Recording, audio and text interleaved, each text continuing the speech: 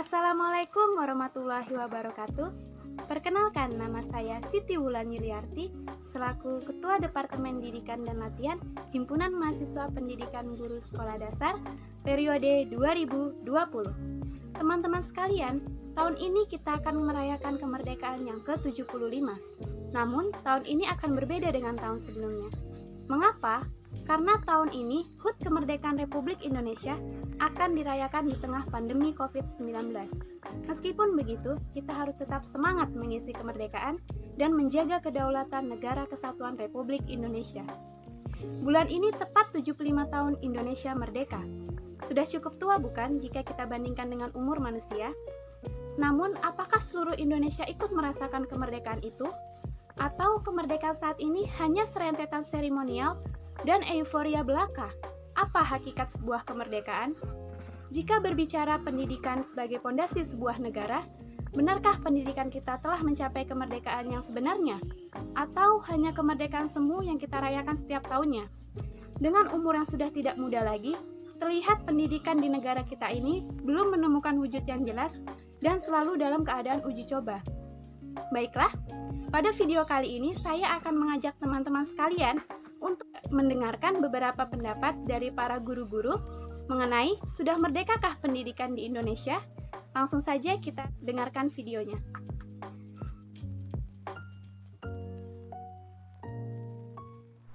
Bismillahirrahmanirrahim. Assalamualaikum warahmatullahi wabarakatuh. Merdeka, apa kabar pendidikan hari ini di Indonesia? Perkenalkan, saya Najaruddin Nur R sebagai guru SD Islam Al-Azhar 47 Samarinda.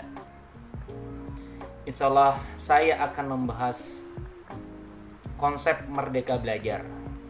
Jika hari ini ada pertanyaan, apakah pendidikan Indonesia sudah merdeka?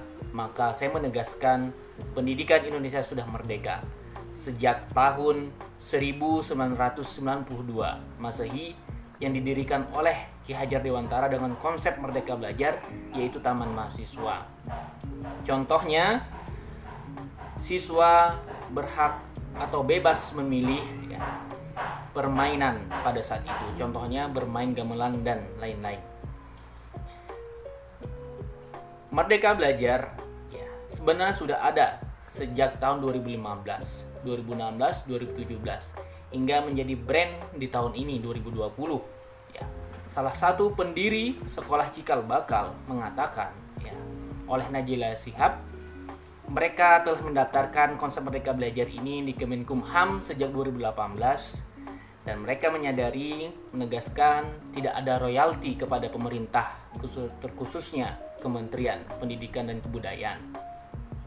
Mereka telah mengadakan temu guru nasional, pelatihan guru, serta penerbitan buku-buku. Assalamualaikum warahmatullahi wabarakatuh. Perkenalkan, nama saya Jumia Nur, guru SD 019, Jalan Banggeri, Sungai Punjang. Menurut pendapat saya, apakah pendidikan di Indonesia merdeka? Secara umum sudah merdeka. Merdeka dalam arti anak-anak yang mampu dan tidak mampu itu tidak ada perbedaan lagi. Mereka sudah bisa menikmati pendidikan dimanapun mereka ingin sekolah. Kemudian anak-anak ABK khususnya, ABK adalah anak berkebutuhan khusus, itu juga sudah tidak dibatasi mereka untuk menikmati bangku sekolah, tidak dipisah atau dipilah-pilah. Dimanapun mereka bisa menikmati sekolah yang mereka inginkan. Tetapi secara khusus, menurut pendapat saya, pendidikan di Indonesia belum merdeka. Artinya, kegiatan belajar mengajar, khususnya di sekolah SD atau sekolah dasar, itu penyampaian materi pelajaran masih didominasi oleh guru, terutama di dalam kelas. Hampir semuanya materi tersebut guru yang memberikan, guru yang menyampaikan, guru yang memberikan instruksi dan sebagainya. Guru lebih banyak memegang kendali. Mereka berbicara sekitar 75 sampai 80% waktu pelajaran itu dikuasai oleh guru. Siswanya hanya sebagai pendengar aktif saja. Mengapa hal itu bisa terjadi? Karena guru belum mampu mengadopsi pembelajaran yang dapat memerdekakan siswa untuk belajar secara aktif. Mungkin ini disebabkan oleh pengalaman guru itu sendiri pada saat mereka masih menjadi siswa, baik itu di sekolah dasar, sekolah menengah pertama, sekolah menengah atas, bahkan sampai di perguruan tinggi. Mungkin itu yang menjadi pengalaman mereka, sehingga mereka pun pada saat mengajar selalu memberikan instruksi, selalu memberikan masukan, selalu memberikan perintah kepada anak-anak. Kemudian pengalaman masa lalu guru tersebut yang menjadi sumber utamanya. Nah, permasalahan yang paling mendasar yang dihadapi oleh para guru ingin mengubah cara mengajar merdeka untuk siswanya, yaitu mereka harus mempunyai pengalaman juga, diberikan fasilitas mungkin, diberikan pelatihan, diberikan sarana dan prasarana, sehingga guru tersebut dapat belajar untuk memerdekakan siswa dalam belajar. Assalamualaikum warahmatullahi wabarakatuh. Perkenalkan, nama saya Deswi Chandra Irani Aji. Saya adalah guru SD di Kabupaten Berau. Menurut pendapat saya, pendidikan sekarang sudah merdeka karena yang pertama adalah bahwa tidak ada lagi anak-anak yang putus sekolah dan tidak ada lagi anak-anak yang tidak bersekolah. Ini sesuai dengan program pemerintah dan tujuan pendidikan nasional. Dan yang kedua, pembangunan di bidang pendidikan sudah merata, baik di perkotaan maupun di pedesaan. Nah, saran saya untuk kedepannya, semoga pendidikan di Indonesia tambah maju lagi dan dapat bersaing di dunia pendidikan internasional. Assalamualaikum warahmatullahi wabarakatuh. Perkenalkan, nama saya Tri Alvanita Sari, bisa dipanggil Sari, guru dari SMK Negeri 4 Balikpapan. Pertanyaan pertama, sudahkah merdeka pendidikan di Indonesia ini? Saya akan menjawab belum merdeka, karena bisa kita lihat kondisi dunia pendidikan di negeri ini. Mereka yang berkecimpung di dalamnya menyatakan dengan sebenar-benarnya telah merdeka dari kurang lengkapnya sarana prasarana, terutama untuk guru yang masih belum lengkap menyandang predikat pegawai negeri sipil atau PNS. Benarkah dunia pendidikan di negeri ini bersikap adil kepada semua anak bangsa? Jika adil, mengapa masih ada sekolah yang bisa dibilang sudah tidak layak digunakan? Atap dan dinding berlubang, meja yang kursi sudah rusak, fasilitas yang tidak lengkap, yang muridnya bisa dihitung dengan jari dan guru-gurunya hanya bergaji 500 atau 400 ribu rupiah. Dunia pendidikan di negeri ini belum merdeka, itu kenyataannya. Masih banyak persoalan yang harus dihadapi, masih banyak hal yang harus diperbaiki. Banyak anak-anak yang putus sekolah dikarenakan permasalahan perekonomian yang menuntut mereka harus bekerja sejak dini demi membantu orang tuanya. Dengan begitu, kualitas pendidikan generasi bangsa sangatlah menurun. Masalah yang menyebabkan menurunnya mutu pendidikan adalah mahalnya biaya sekolah, kurangnya sarana prasarana, termasuk kurangnya kesadaran anak bangsa untuk dapat merasakan pendidikan di bangku sekolah. Pendidikan sangat penting untuk generasi bangsa. Pendidikan yang baik akan membentuk generasi bangsa yang cerdas dan berguna. Jika ingin merdeka sepenuhnya dunia pendidikan, maka para petinggi dunia pendidikan, khususnya pemerintah dan menteri pendidikan, harus mulai berbenah diri dan serius menangani hal ini. Pemerintah harus lebih meningkatkan mutu pendidikan yang efektif dan juga efisien.